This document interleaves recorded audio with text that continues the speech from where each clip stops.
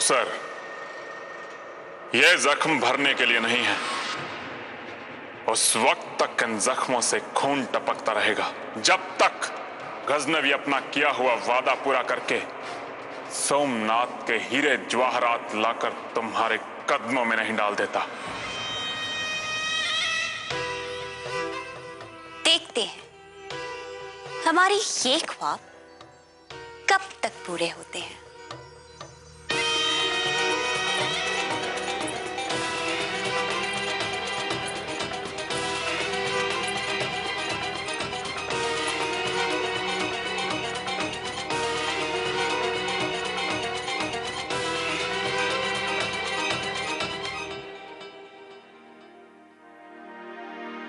महाराज, राजकीय कोष में अन्न और धन की कोई कमी नहीं है। फसल अच्छी होने के कारण प्रजा ने आपकी अनुपस्थिति में स्वयं लगान राजकोष में जमा करा दिया है। धन्य हो, हमारी प्रजा ने अपना कर्तव्य निभाया। अब एक राजा होने के नाते हमारा कर्तव्य बनता है कि उनके कल्याण के लिए उस धन का उपयोग किया जाए। आदिनाथ जी, हम सोच रहे थे कि देवपट्टन से भरूच तक एक राजकीय मार्ग बनवाया जाए। अवश्य महाराज, अति उत्तम विचार है आपका। राजकीय मार्ग मंदिर के निकट से होकर जाना चाहिए। तो महाराज, राजकीय मार्ग का कार्य प्रारंभ कर दिया जाए। अवश्य आदिनाथ जी। जो आज्ञा महाराज।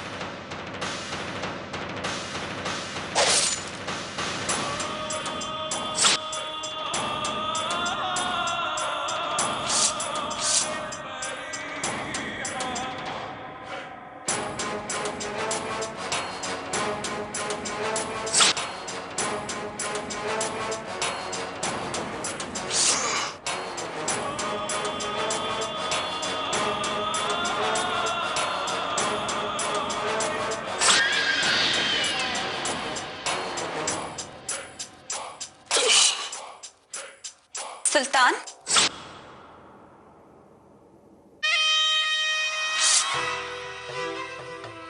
आप यहाँ,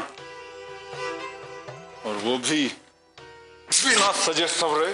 अब हमारे सजने संवरने का क्या फायदा? आपने तो हमसे वादा किया था कि हिंदुस्तान से हमारे लिए बेशुमार जवाहरात लाएंगे। वो तो पूरा हो ना सका। गुस्ताखी माफ। शमशीर तो उसे कहते हैं जो चले तो खून की नदियां बह जाए। आप तो इसकी धार को मिट्टी में मिला रहे हैं। मिट्टी में नहीं मिला रहे हैं, बल्कि इसकी धार को और आबदार कर रहे हैं। आबदार। कौसर, हम शिकस्त खाकर खामोश नहीं बैठेंगे। हम जानते हैं सुल्तान हजरत कि इस वक्त आपके दिल पर क्या गुजर रही है, पर मुस्तकबिल तो सिर्फ खुदा जानता है या उसके नेक बंदे। हम अपना मुस्तकबिल खुद बनाते हैं। खुदा के लिए उस पाक बेनियाज की अजमत से इनकार करना गुनाह है। इस वक्त महल में वही नेक खुदा का बंदा आपका इंतजार कर रहा है। कौन? कौन है वो? हुजूर, वो बहुत मशहूर नजूमी है। अपने आतिशी आईने में मुस्तकबिल का मंजर दिखा देते हैं। वक्त किसी की कदम बोशी में नहीं रहता सुल्तान, वो अपनी चाल से चलता है, न रुकता है न ठहरता है। सोमनाथ के दीदार करना चाहते हैं ना सुल्तान? लीजिए, हाजिर है सोमनाथ का मंदिर। दौलत हो तो ऐसी हो, सुभान अल्लाह। अच्छा, तो वो गुस्ताख यहां भी पहुंच गया। किसने बुलाया उस फरेबी को? हमने। आपने? जी हुजूर, जब से आप हिंदुस्तान से लौटे हैं, आपका गुस्सा और तड़प देखकर हमने ये महसूस किया है कि आपको उस नजूमी की सख्त जरूरत है। चलिए, खुदा के लिए उन्हें इंतजार मत करवाइए।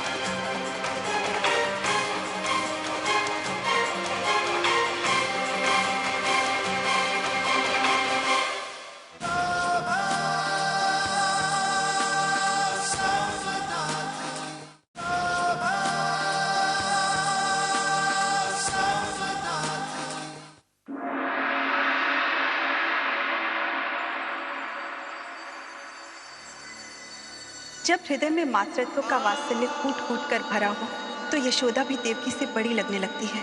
इस मर्म का अनुमान महारानी गायत्री देवी से अधिक सम्राज्ञी विजयलक्ष्मी जी आसानी से लगा लेंगी, क्योंकि भगवान ने उनकी झोली में संतान पाने और माँ बनने का सुख भर दिया है।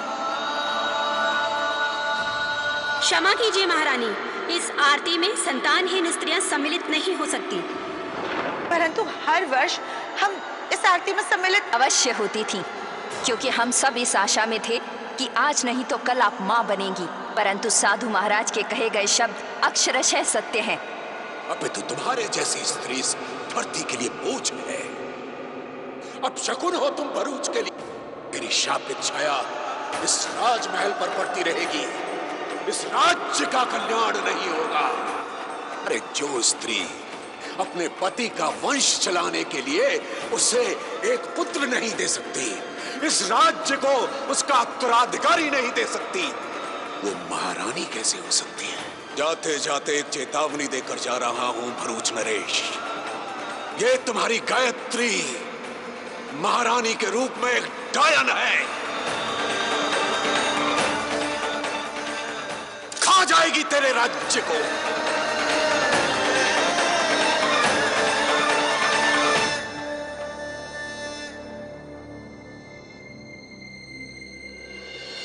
और काकाश्री, चलिए, हम तैयार हैं।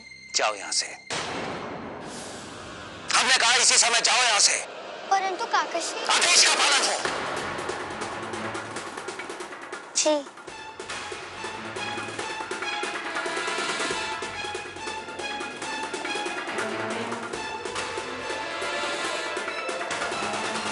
रुक जाओ। जी। किसी भी कक्ष में प्रवेश करने से पहले उसकी आज्ञा मांगी जाती है। जी। अब से तुम हमारे शिष्य हो और हम तुम्हारे गुरु। इसके अतिरिक्त हमारे बीच कोई दूसरा संबंध नहीं। शिष्य की मर्यादाओं में रहते हुए अपने गुरु के हर आदेश का पालन करना है तुम्हें। ऐसा ही होगा। प्रशिक्षण का स्थान और समय हम नियुक्त करेंगे। प्रशिक्षण की विधि के संबंध में हम कोई भी प्रश्न नहीं सुनना चाहते। सबसे पहले अपने ये राशि वस्त्र त्याग दो और साधारण वस्त्र धारण करके अखाड़े में हमारी प्रतीक्षा करो। और सुनो, अपने साथ मिट्टी के 2 मटकों में जल लेकर उपस्थित रहना। जैसे आपकी आज्ञा काका। गुरुवर।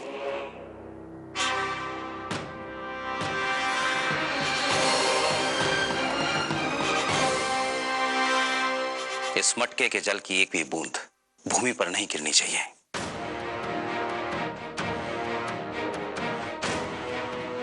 और हाथ पूरी तरह सदा रहें। परंतु गुरुदेव, ऐसा कैसे संभव है?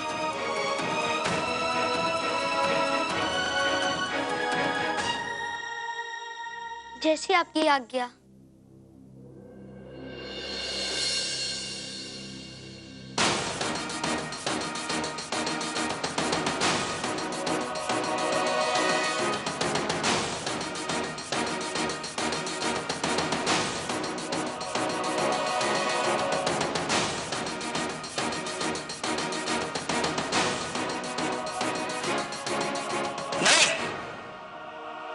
आपसे कहा था कि दूसरे हाथ का प्रयोग केवल एक बार कर सकते हैं आप। चलो उठाओ उसे, हाथ बिल्कुल सड़ा रहे।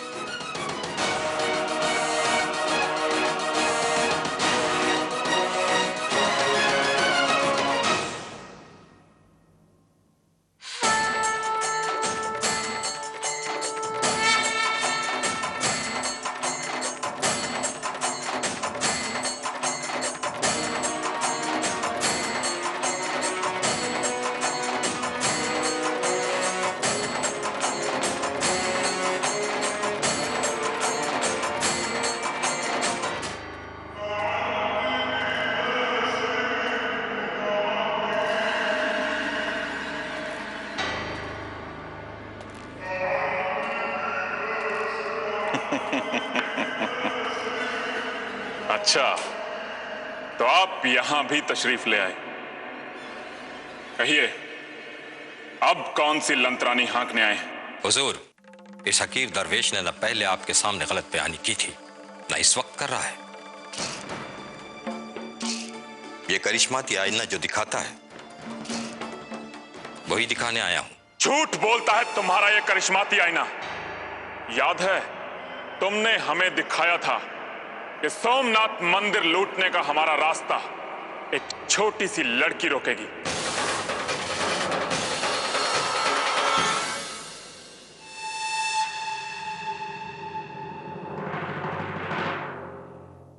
हम पूरा साल हिंदुस्तान में गुजारा है, लेकिन हमें कोई भी ऐसी मनहूस लड़की दिखाई नहीं पड़ी।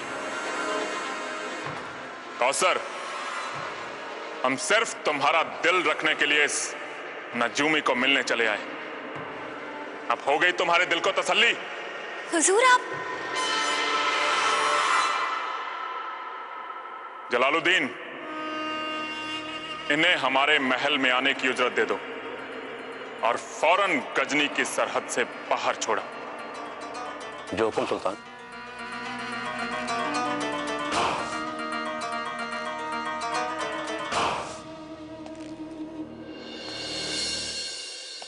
सुल्तान हजरत,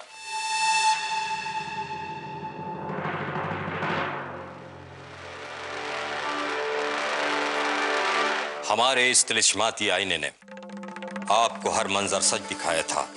अगर आप नहीं देख सके तो ये आपकी नजरों का कसूर था, इस तिलिस्माती आईने का नहीं। कहा था ना मैंने, वो लड़की सोमनाथ मंदिर की बेशुमार दौलत आपको हासिल करने नहीं देगी। क्या कहा तुमने? सच कहा है मैंने, सच। गुस्ताख, तू हमें खौफजदा करने की जुर्रत कर रहा है। वहां कोई लड़की नहीं थी।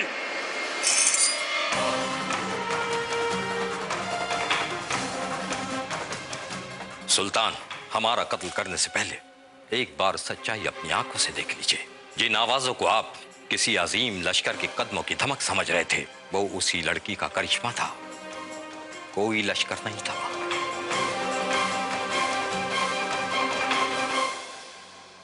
अगर आपको यकीन नहीं है तो आइए अपनी आंखों से देख लीजिए।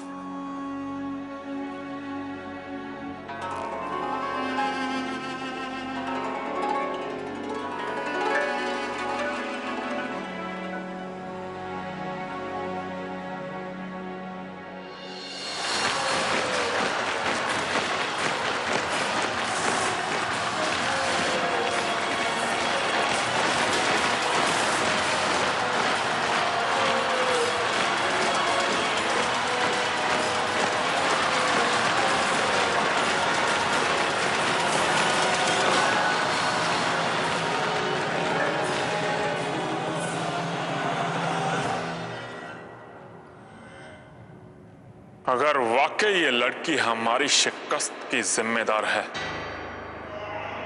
तब तो इससे मिलना जरूरी हो गया।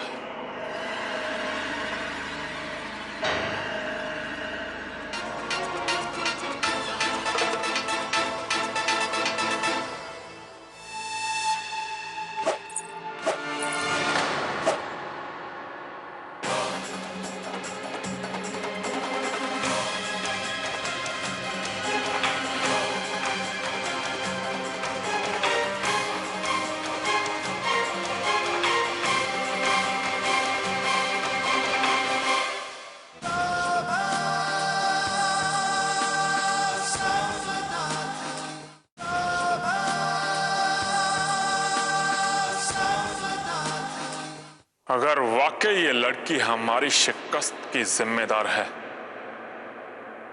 तब तो इससे मिलना जरूरी हो गया। जलालुद्दीन, अपने जैसे ज़हीन और शफाफ आदमी की तलाश करो जो तुम्हारे साथ हिंदुस्तान जाकर उस लड़की की तफ्तीश करके हमारे सामने पेश करे। जो हुक्म सुल्तान।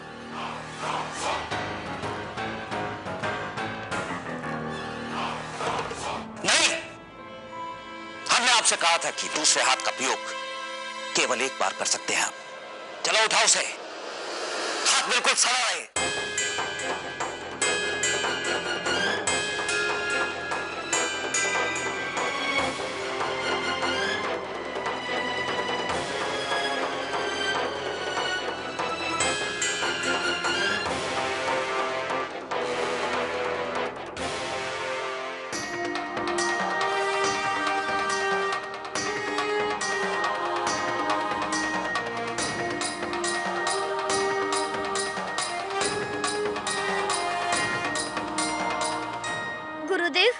क्षमा कीजिए, हम समझ रहे थे आप हमें शास्त्र विद्या सिखाएंगे।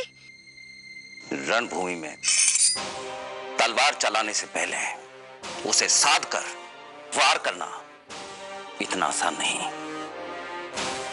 यह शस्त्र विद्या सीखने का प्रथम चरण है।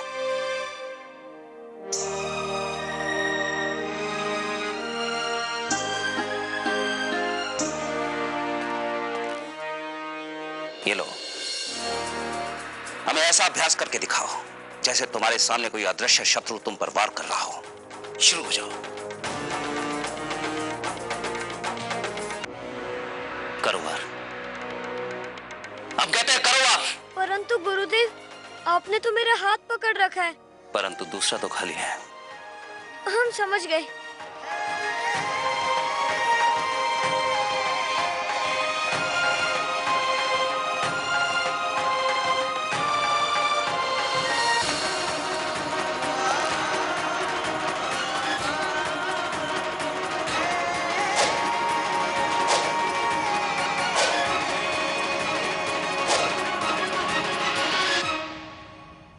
समझ में आया काकचरी की प्रशिक्षण का अनूठा रहस्य।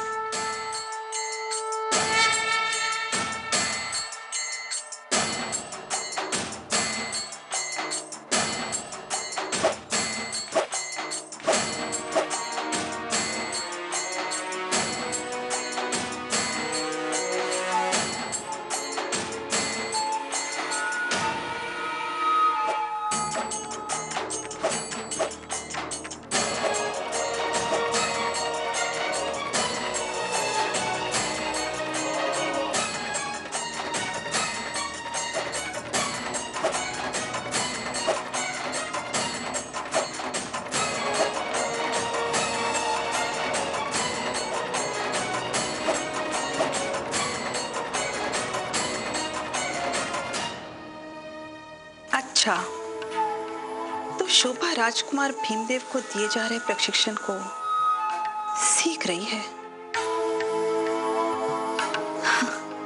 और देवर्षि को पता भी नहीं है।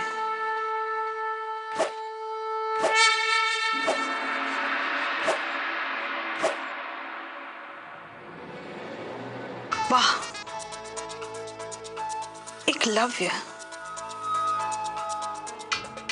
ठीक है शोभा, एक बार फिर द्रोणाचार्य को एकलव्य से अंगूठा मांगने पर विवश होना पड़ेगा।